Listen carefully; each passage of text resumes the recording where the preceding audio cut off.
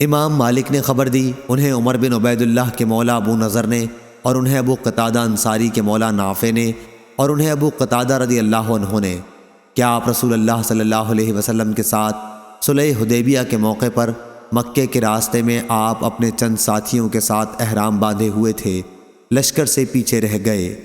خود قتادہ رضی اللہ عنہ نے ابھی احرام نہیں باندھا تھا، پھر انہوں نے ایک گورخر دیکھا اور اپنے گھوڑے پر شکار کرنے کی نیت سے سوار ہو گئے۔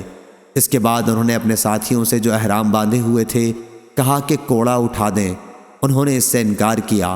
پھر انہوں نے اپنا نیزہ مانگا، اس کے دینے سے انہوں نے انکار کیا۔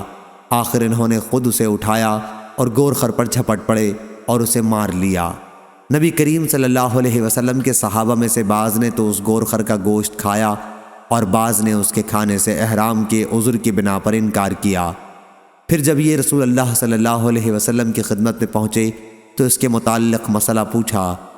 حضرت صلی اللہ علیہ وسلم نے فرمایا کہ یہ تو ایک کھانے کی چیز تھی جو اللہ تعالیٰ نے تمہیں عطا کی۔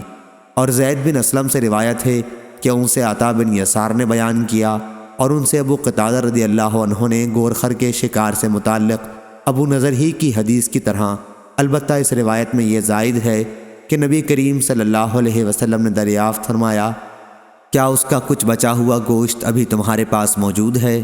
صحیح بخاری حدیث نمبر 2914۔